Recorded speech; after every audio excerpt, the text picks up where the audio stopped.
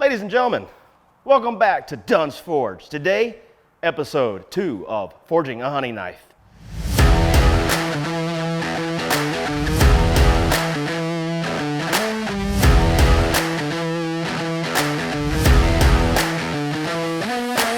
All right, so now I got the file guide on. We're gonna go over here to the belt sander, start cleaning up the plunge lines, getting the bevel nice and set. Let's go, let's get it. And for anybody that's watching, I'm looking at I think it's a Broadbeck Ironworks belt sander. I've seen the KMGs. If any other knife maker is watching and can suggest a really good belt sander company to me, let me know in the comments down below. All right. All right, before you grind, make sure you got your mask, your eyeglasses. Don't worry, my safeties are coming in. And your hat, because nobody wants to get this in their hair.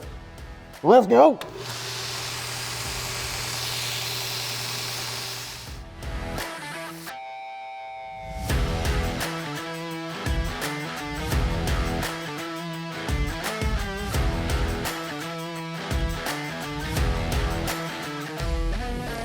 All right, now, so I got done with the grind up onto the belts.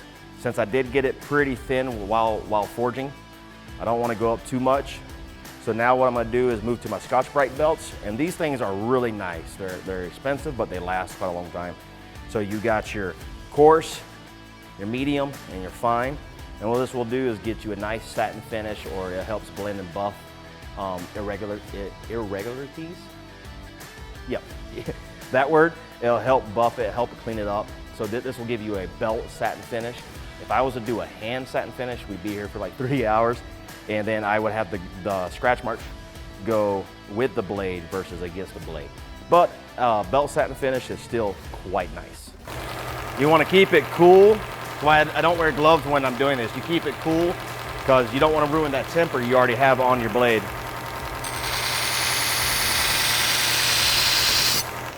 All right, so come on in here with it.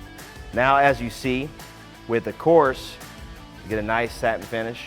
I'll go to the other side, and then I'll move up in the belts to the medium and then the fine. And then we'll be good to go. All right, so now that is the fine Scotch-Brite, which is equivalent to, what was it, 320, 360 grit is what it is the equivalent to. Now it's time for handles. All right, so now that I got the blade all satin finish, went ahead, threw some WD-40 on it, some paper towels, wrap it up, because when you finish your work, you don't want to scratch it up. You know, over here, going to town with it, scratch it. Now I gotta go back and resand it. No, thank you. So, protect it. For the handles today, we're gonna use some Bocati. I can't remember where this comes from, which country, but I've used this quite a few times. Really beautiful, really cool grain structure. It's almost like a zebra wood in a way. I got this from CS Hardwoods down in T. Guy's really cool, has some pretty nice exotic hardwoods that I get my stuff from. Later on, I will be having some knife scale samples if anybody's ever interested. If you are, comment down below what you'd like to see. So we're gonna use some Bocati, and since these are already set up, I don't have to worry about doing no grinding, because silly me, I had some beautiful macadamia nut, and as I'm cutting it out, I break it. Stuff happens. So we're gonna use this instead. Now, if you see I have A and B, what I like to do, I learned from my mentor down in Florida, mark which side is gonna be what. So I'll mark A and then I'll mark B, right? So that way A goes facing down. And I'll go ahead and scribe out pretty much where my handle's gonna be, right? Boom. So here is A, and that's the face. And then I'll do the same thing for B.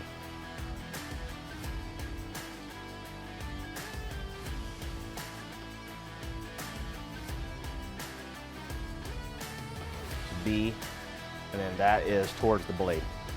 So, really cool trick. I learned this a while back, and Alex Steele and Will Stetler also hit on this. What a cool thing to do, right? Typically, they'll take super glue glue up both handles, put it to the blade, so that way we can get matching holes. But another good method, throw some tape on there, right? And as a knife maker, you can never have enough blue painter's tape. Scotch brand, that is the best choice. So I'll make sure I go ahead and write A, B. And then you want to go ahead and tape up your handle as well.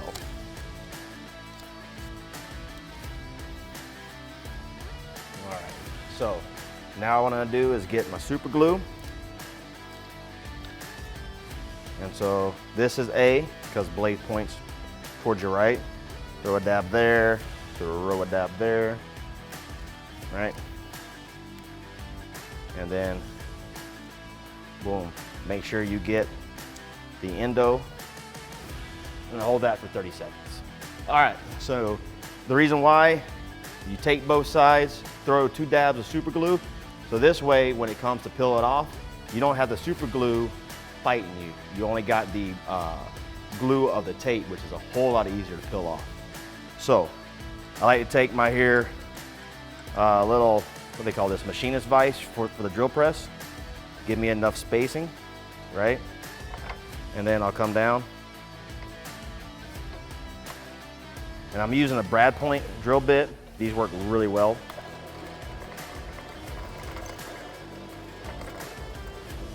And with this method, you've got perfectly aligned holes throughout your tank. Okay, so after you drill the holes, this is the whole reason why I love the tape method. So, see, I'm not fighting the super glue. Boom, easy cleanup. Because in the past, once I learned about the whole method of super glue, so that way you can get perfectly aligned holes, what happened was the super glue was so strong that I got to put it in the vise and take a flathead screwdriver or a chisel and try to break it off. You mark your handle, you mark your blade, and you can also ruin a break in your handles, because I'm pretty good at breaking my handles. All right, so I'm just countersinking. This will help with epoxy, have something to bond onto. So you don't want to go too far to where in case you're grinding on this side, then it will open up a little passage. But you just want to go far enough to where that epoxy has something to hold on to with your pins. All right, so now it's time for handle pins. I don't know, what should we do today? Stainless steel or copper? I've been really digging this copper. I never used to like it. I like the stainless steel, and I've used black carbon fiber pins, which turns out sweet. A little pricey though, and a little bit brittle to work with. But I'm thinking about copper. Copper is actually starting to grow on me a little bit. Or not copper, brass pins. So pretty much, I got a 1/4 inch hole, and these are supposed to be 1/4 inch pins, but they're always oversized.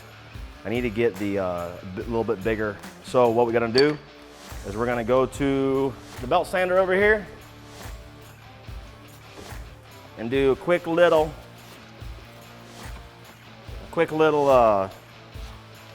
grindage.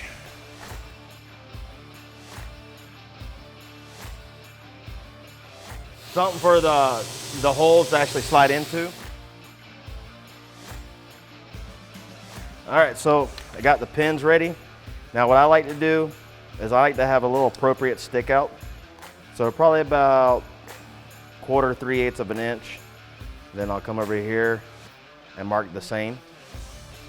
So I need 3 of these. So now what I'm gonna do is take my fancy dancy ruler and see, so I'm about 1 1/4 inches. So I'm gonna go 2.5, and then 3 or 4 1/4. All right, put this here in the vise. Take this jigsaw out, the destroyer of handles. See, a smart man would already have this stuff ready to go. Put in my cutoff disc. So now on the term construction workers and us welders like to use, we'll say eyeballs.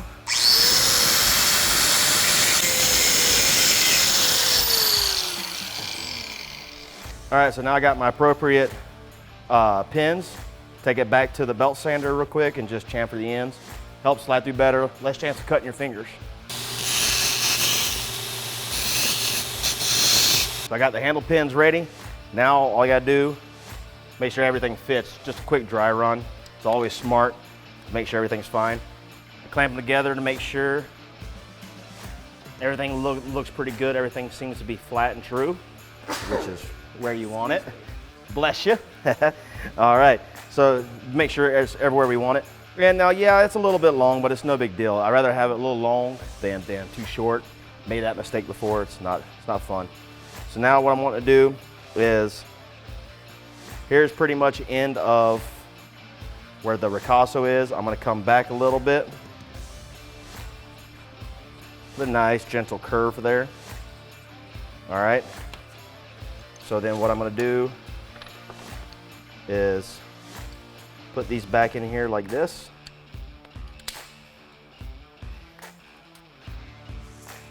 And then I'm gonna go to the grinder real quick, knock this off, get this ready, throw a little bevel in there because it's a little bit more aesthetic pleasing. And then this will be ready for glue up. All right, so now that I got the front kind of beveled out, you know, I get it pretty close to, on both sides. As you can see, put a nice bevel on there. So that way, the front is done before glue up, because after glue up, it's really hard. It's a pain to clean up the front once it's already glued on. You'll run the chance of ruining your blade finish, scratching up. So I will go to the vise, do a quick little hand sand to 220, get that front all done, and then it'll be ready for glue up. All right, now let's take a break. We're gonna talk about what I got going on here. As you see, this is my merchandise from my local store here in Sioux Falls. This is done by Yeti Custom Creations. He makes shirts, hats, belts, patches, all kinds of crazy stuff. He's an Army vet, part of the CVMAs, which is Combat Veterans Motorcycle Association, I do believe. Don't quote me on it. But yeah, great guy, outstanding veteran, local. This stuff is pretty awesome. If anybody is interested into it, I do got some on hand. Some of these are already going to customers, but I've got large, extra large. Then this is the graphic tee. This is actually going to my mama. So down there in Florida, this is the graphic tee. My two little girls, I got one pink, one purple. This is gonna be another option for adult wears as well. It'll be pink, purple. I'm gonna do gray, olive drab, and black with this style logo. So this will be up on the website here by the time the video is out. And then this is the long sleeve option. This is the Duns Forge Original long sleeve in gray. So I will end up having a couple for myself, especially when it comes to wintertime. And then I got, you know, my hats. This is the Duns Forge Original work hat, fitted. And then the gray black snapback trucker hats, which my lovely cameraman got himself one. And then this is the all black snapbacks. So hats are $25 a piece, shirts are $30 a piece, which just brings me to my next topic. In the last video, I talked about my giveaway for the Marine Corps birthday and Veterans Day. This is something that I really would like to push. It's really easy. Go to the post, follow me, like the post, and tag 3 people. That'll get you 1 entry. Now, if you go to my website at dunsforge.com, which I'll have linked in the description below, buy my fabulous merchandise, whether it's my local veteran-owned merchandise or go to my Teespring account, which I have just one style, but I've got a lot more to choose from. Every dollar that I make, proceeds, 20% of the proceeds is gonna go to the Semper Fi Fund. I know last video I was trying to decide which fund I should go to. I decided the Marine Corps Semper Fi Fund. It helps out all veterans. If you're 70% disabled or greater, It helps reestablish back into civilian life. It helps you find a career path. It takes you through training. It helps with any type of, whether it's emotional, PTSD related. It will help bring you to the VA, to the DAV, to any groups. Simplify Fun is ran by veterans, for veterans, helping veterans. And like I said, disabled veterans, PTSD veterans, whatever. It's a really great organization. Look them up if you would like to. So on November 6th, I'm gonna tally up all the entries. $25 or more will get you a entry for every $25 you spend on my website.